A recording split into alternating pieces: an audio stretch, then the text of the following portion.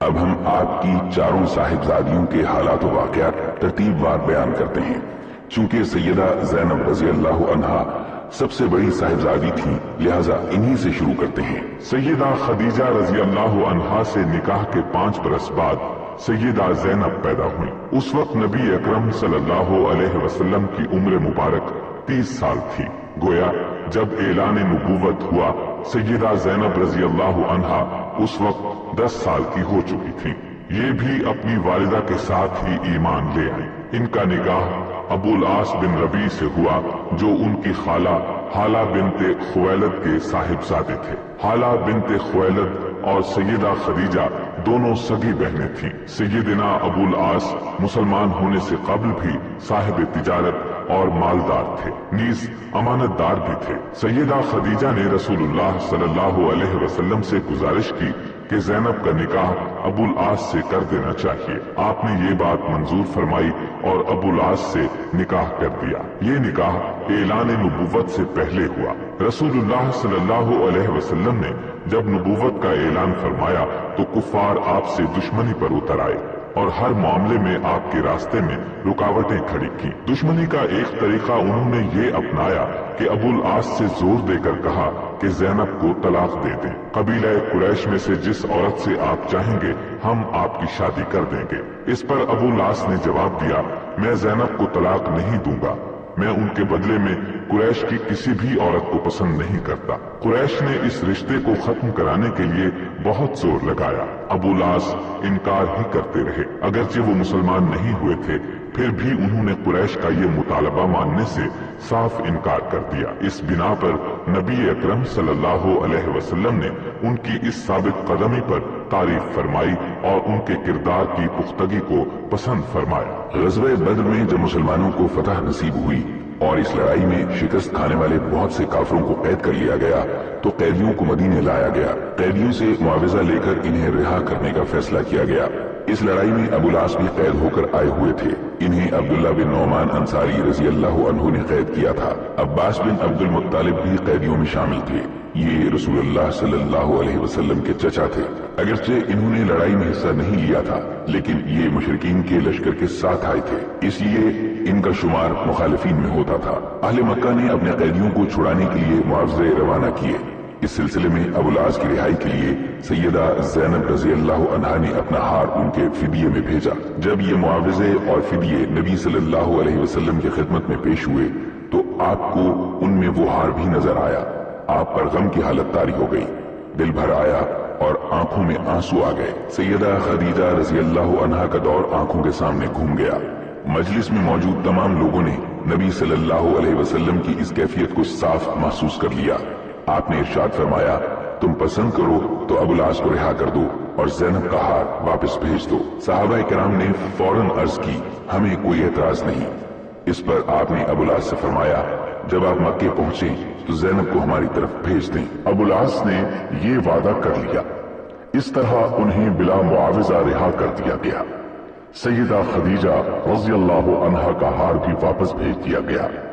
ابو العاص نے اپنا وعدہ پورا کیا، اپنے بھائی کے ساتھ زینب رضی اللہ عنہا کو مدینے روانہ کیا۔ اس طرح سیدہ زینب نبی صلی اللہ علیہ وسلم تک پہنچ گئی۔ راستے میں حبار بن اسود نے روکنے کی کوشش بھی کی تھی، جو ابھی مسلمان نہیں ہوئے تھے، لیکن کنانہ آڑے آیا، پھر بھی زخمی ہوئی۔ اس طرح ہجرت کے دوران میں ان کو سخت حالات کا سامنا کرنا پڑا۔ ایسا سلوک ان کے مسلمان ہونے کی بنا پر کیا گیا، گویا یہ تکالیف انہوں نے اللہ کے راستے میں اٹھائی۔ سیدہ زینب جب نبی صلی اللہ علیہ وسلم کی خدمت میں پہنچی اور اپنے مصائب کی تفصیل سنائی تو آپ نے ارشاد فرمایا، میری بیٹیوں میں زینب سب سے افضل ہے، اسے میری وجہ سے مصیبت میں مبتلا ہونا پڑا اور اذیت میں مبتلا کیا گیا۔ حبار بن اسود جنہوں نے سیدہ زینب رضی اللہ عنہا کو تکلیف پہنچائی تھی، وہ فتح مکہ کے بعد مسلمان ہو گئے تھے اور نبی کریم صلی اللہ علیہ وسلم نے ان کا یہ جرم معاف فرما دیا تھا۔ دین کے معاملے میں سیدہ زینب رضی اللہ عنہا کا مقام بہت اونچا ہے۔ ان کے اس بلند مقام کی خبر بھی خود رسول اللہ صلی اللہ علیہ وسلم نے دی ہے۔ نبی صلی اللہ علیہ وسلم کا یہ فرمان کہ زینب کا مقام بہت اونچا ہے ایک بہت بڑی خوشخبری تھی۔ ان کے خامن ابو العاص جب تک مکے میں رہے اسلام نہیں لائے۔ انہیں 6 ہجری میں ایک تجارتی قافلے کے ساتھ شام کی طرف سفر کرنے کا اتفاق ہوا۔ اس قافلے کو مسلمانوں نے گرفتار کر لیا۔ یہ بچ نکلنے میں کامیاب ہو گئے اور سیدہ زینب رضی اللہ عنہا کے پاس آ گئے۔ انہوں نے انہیں پناہ دی۔ پھر یہ نبی صلی اللہ علیہ وسلم کی خدمت میں حاضر ہوئے اور اسلام لے آئے۔ مسلمان ہونے کے بعد مکے گئے۔ ان کے پاس جن لوگوں کی امانتیں تھیں ان کی امانتیں انہیں لوٹائیں۔ اس کے بعد فرمایا، سن لو میں مسلمان ہو گیا ہوں۔ میں نے اپنے اسلام کا اعلان مدینے میں اس لیے نہیں کیا کہ تم یہ خیال نہ کرو کہ میں نے تمہارا مال کھانے کا ارادہ کر لیا ہے۔ اس کے بعد یہ مکے سے مدینے آ گئے۔ مدینے پہنچے تو نبی کریم صلی اللہ علیہ وسلم نے 6 سال کی مفارقت کے بعد نکاح اول ہی پر سیدہ زینب رضی اللہ عنہا کو ابو العاص کے گھر رخصت کر دیا۔ سیدہ زینب رضی اللہ عنہا کے ہاں ابو العاص رضی اللہ عنہ سے ایک لڑکا اور ایک لڑکی پیدا ہوئے۔ لڑکے کا نام علی اور لڑکی کا نام امامہ رکھا گیا۔ علی بن ابو العاص نے رسول اللہ صلی اللہ علیہ وسلم کی نگرانی میں پرورش پائی۔ مکہ فتح ہوا تو آپ نے انہیں اپنی سواری پر پیچھے بٹھایا ہوا تھا۔ انہی کے متعلق صحیح بخاری میں ایک روایت ہے۔ سیدنا اسامہ بن زید فرماتے ہیں کہ سیدہ زینب رضی اللہ عنہا نے رسول اللہ صلی اللہ علیہ وسلم کے پاس پیغام بھیجا کہ میرا بیٹا حالت نزاع میں ہے، جلدی تشریف لائیے۔ آپ نے سلام کے بعد کہلا بھیجا کہ جو کچھ اللہ نے لیا یا عنایت کیا سب اسی کا ہے، اور ہر چیز کی زندگی کے لیے اس کے ہاں ایک وقت مقرر ہے، اس لیے تمہیں ثواب کی امید پر صبر کرنا چاہیے۔ سیدہ زینب رضی اللہ عنہا نے دوبارہ پیغام بھیجا اور قسم دلائی کہ آپ ضرور تشریف لائیں۔ چنانچہ آپ کھڑے ہو گئے۔ آپ کے ساتھ سعد بن عبادہ، معاذ بن جبل، ابی بن کعب، زید بن ثابت رضی اللہ عنہم اور دیگر چند اشخاص تھے۔ وہاں پہنچنے پر بچے کو اٹھا کر آپ کی خدمت میں لایا گیا۔ اس وقت اس کی سانس اکھڑی ہوئی تھی اور سانس کی آمد و رفت پرانے مشکیزے کی طرح تھی۔ یہ دیکھ کر آپ کی دونوں آنکھوں سے آنسو بہنے لگے۔ سعد رضی اللہ عنہ نے عرض کیا، یا رسول اللہ یہ رونا کیسا؟ آپ نے فرمایا، یہ رحمت ہے جو اللہ نے اپنے بندوں کے دلوں میں رکھی ہے، اور صرف انہی بندوں پر رحم کرتا ہے جو رحم دل ہوتے ہیں۔ علی بن عاص کی وفات کے متعلق ایک روایت یہ ہے کہ بچپن میں وفات پائی، لیکن عام روایت یہ ہے کہ سن رشد کو پہنچے۔ ابن عساکر فرماتے ہیں کہ یرموک کے معرکے میں شہید ہوئے۔ سیدہ زینب رضی اللہ عنہا کی بیٹی امامہ بھی نبی صلی اللہ علیہ وسلم کے ہاں پرورش پاتی رہی۔ صحیح بخاری میں ہے، ابو قتادہ انصاری رضی اللہ عنہ بیان کرتے ہیں کہ رسول اللہ صلی اللہ علیہ وسلم ہمارے ہاں تشریف لائے۔ اس وقت امامہ آپ کے کندھے پر تھی۔ آپ نے اسی حالت میں نماز شروع فرمائی۔ جب رکوع فرماتے انہیں اتار کر زمین پر بٹھا دیتے، سجدے سے سر اٹھاتے تو پھر امامہ کو سوار کر لیتے۔ اس واقعے سے صاف ظاہر ہے کہ نبی صلی اللہ علیہ وسلم کو ان سے کس حد تک محبت تھی۔ محدثین نے ایک اور واقعہ نقل کیا ہے کہ رسول اللہ صلی اللہ علیہ وسلم کی خدمت میں ایک قیمتی ہار ہدیے کے طور پر آیا۔ اس وقت ازواج مطہرات وہاں جمع تھی، امامہ بھی وہیں تھی اور کم عمر ہونے کی وجہ سے وہیں کھیل رہی تھی۔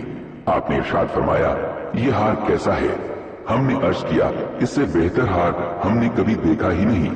یہ سن کر آپ نے فرمایا، مجھے اہل بیت میں سے جو سب سے زیادہ پسند ہے میں یہ ہار اس کے گلے میں ڈالوں گا۔ اب تمام ازواج مطہرات منتظر تھی کہ دیکھیں ہار کس کے حصے میں آتا ہے۔ انہوں نے سمجھا کہ یہ شرف سیدہ عائشہ رضی اللہ عنہا کو حاصل ہوگا، لیکن نبی صلی اللہ علیہ وسلم نے امامہ رضی اللہ عنہا کو اپنے پاس بلایا اور ہار ان کے گلے میں ڈال دیا۔